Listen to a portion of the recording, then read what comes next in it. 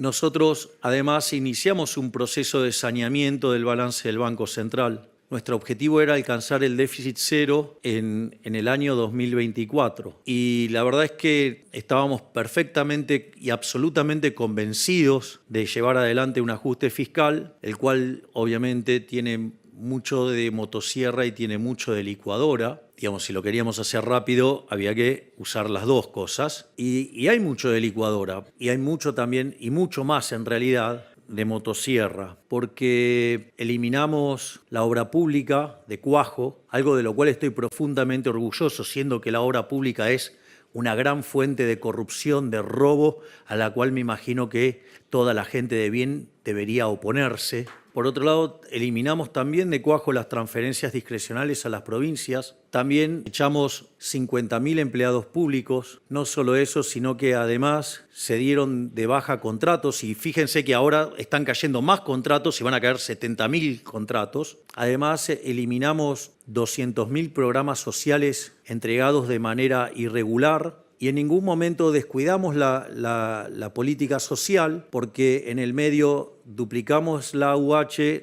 duplicamos la tarjeta alimentar, multiplicamos por 3 la asistencia en el plan 1000 días, o sea, a las mujeres embarazadas. No solo eso, sino que además cuadruplicamos la asistencia para útiles escolares y creamos un mecanismo para que las familias de ingresos medios que van a los colegios privados de cuotas bajas, básicamente tuvieron un mecanismo de contención para que los chicos no perdieran el colegio al que asistían y no tener que estar sufriendo el shock de estar cambiando de colegio. Es decir, que también tuvimos una fuerte perspectiva social en lo que estábamos haciendo y además en un momento la ministra Petovelo anuncia que los programas sociales no tenían que ir a verificar que estaban trabajando.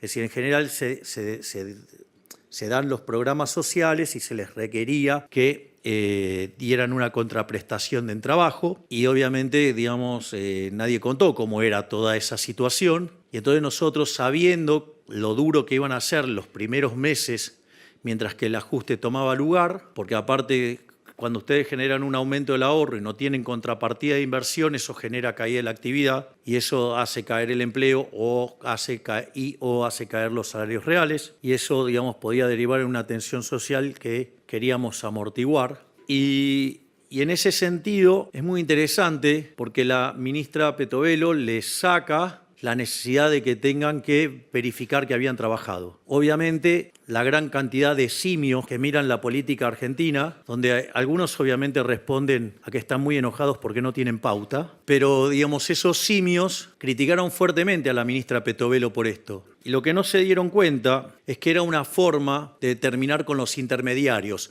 donde todos los gobiernos quisieron terminar con los intermediarios, pero el que lo hizo fue este gobierno. Básicamente, las personas que reciben los programas sociales, obviamente que reciben una tarjeta y eso va a una cuenta. Entonces creían que con eso se aseguraban de que no iban a ser extorsionados. Lo que no sabían era que ustedes tienen que ir a verificar que estuvieron trabajando. Y ahí cuando ustedes iban a recibir la verificación de que habían estado trabajando, aparecían los Beliboni de la vida quedándose con la mitad de los ingresos de la gente. Y cosa que solamente se la validaban si ustedes les llevaban los bonitos esos donde tienen que validar que estuvieron en las marchas. Es decir, con lo cual en realidad le robaban la mitad del dinero y no solo eso, sino que además tenían que ir y trabajar de piqueteros. Es decir, con lo cual, o sea, ustedes lo que estaban haciendo era financiar a delincuentes y además que arruinaran el funcionamiento de la calle. En ese sentido, al eliminarse la necesidad de contraprestación hasta el mes de abril, ¿qué es lo que sucedió?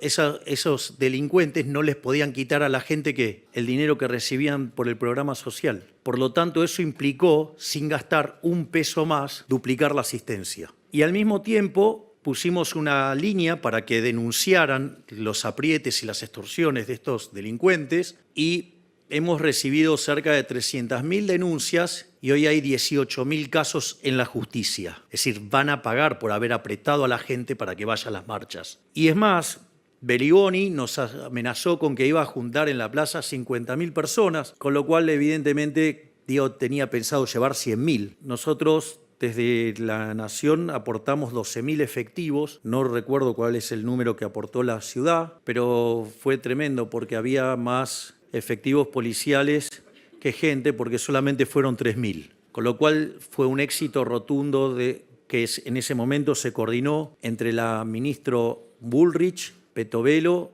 y el ministro de Infraestructura, donde además en los medios de transporte público se presentaba, digamos, el que corta no cobra y las líneas para hacer las denuncias, y ahí, digamos, empezamos también a ordenar la calle. Es decir, le quitamos poder de fuego porque ahora no pueden extorsionar a la gente para que vayan a hacer esto, y además empezamos a cumplir el orden. Por lo tanto, una de las demandas que nosotros recibimos como gobierno, que era poner en orden la calle, lo estamos haciendo. ¿Sí? Porque además hoy el que corta no cobra y además el que las hace las paga, y eso está funcionando a la perfección. No solo eso, sino que si bien nosotros esperábamos alcanzar el equilibrio financiero a lo largo del año, el trabajo tan fuerte de cada uno de los ministros permitió que ese superávit financiero se alcanzara en el mes de enero. Y obviamente que el círculo rojo analógico empezó a predecir que entonces íbamos a tener déficit muy fuerte en febrero. Y para desgracia, digamos, a estos que viven apostando en contra de los que queremos cambiar, volvimos a tener superávit financiero en el mes de febrero. Concretamente, lo que estamos haciendo fue obtener un resultado. La realidad es que si ustedes toman los 2 primeros meses, que es equivalente a medio punto del PBI de superávit primario, eso anualizado serían 6 puntos. Es decir, por lo tanto, digamos, hemos sobreajustado lo que necesitábamos, porque nosotros necesitábamos hacer solamente un ajuste de 5 puntos del PBI. Es muy gracioso porque hay muchos que hablan de que no es sustentable, que esto, que el otro, cuando decían que lo único que se podía hacer era imposible ajustar más que un punto del PBI. Bueno, nosotros ajustamos más de 5, pero claro, eso implica dosis de coraje que otros no tienen. Pero eso no es todo, porque también está la cuestión del ajuste que hicimos adentro del balance del Banco Central. El Banco Central generaba 10 puntos de déficit fiscal, de cuasi fiscal, y hoy ese número ya es 4. Es decir, con lo cual no existe registro histórico a nivel mundial de que un gobierno haya hecho un ajuste de 11 puntos del PBI en 3 meses. Y para desgracia del Club del Helicóptero y de todos los que desean que nos vaya mal, en especial a todos los que le cortamos los curros, si no, miren, digamos, algún que otro grupo económico importante. Lo importante de esto es que frente al desastre inflacionario que teníamos, ya cuando nosotros asumimos el gobierno, en 3 semanas la inflación llevaba 30%, la minorista, y daba para esperar que el mes cerrara en términos de 45%. Y yo recuerdo que un fin de semana el periodista Gabriel Anelo me preguntó qué pasaba, digamos, con la inflación, y yo le dije, la verdad, que si quedaba en 30 era un gran número, porque significaba que entonces la 4ª semana los precios se habían detenido y habían dejado de crecer, y nos encontramos con que fue 25, es decir, que hubo retracción de los precios que se habían fijado de la 3ª semana hacia la 2ª. Y después, en el mes de enero, la inflación fue del 20% y la inflación de febrero fue del 13%. Ahora, cuando ustedes limpian los efectos del arrastre estadístico, lo que tiene que ver con los aumentos de una vez para siempre, tipo lo que fue la recomposición de tarifas y las prepagas, eso equivale a 6 puntos, con lo cual la verdadera inflación del mes de febrero fue del 7%. Es decir, estamos metiendo a la tasa de inflación adentro de un dígito. Es más,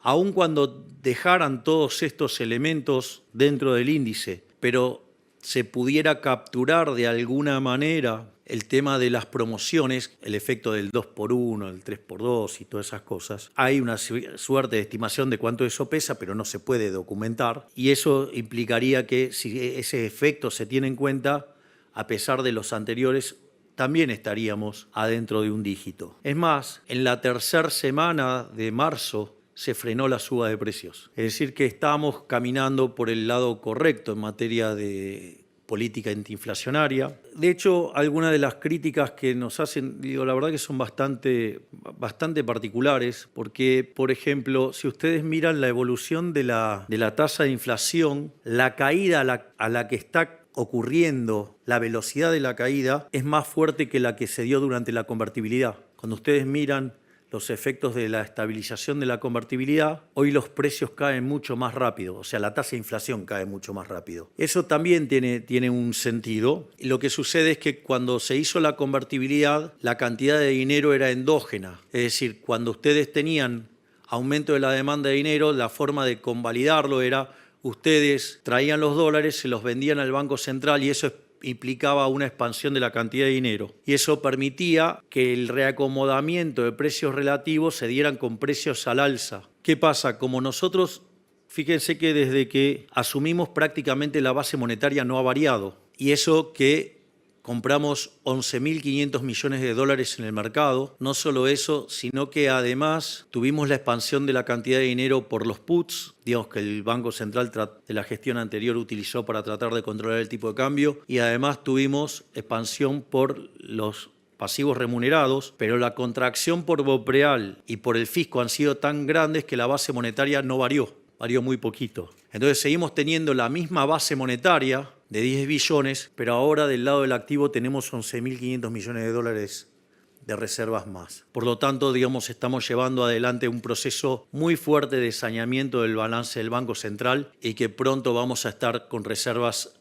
netas nulas, cuando el gobierno anterior nos dejó 11.500 millones de dólares negativos.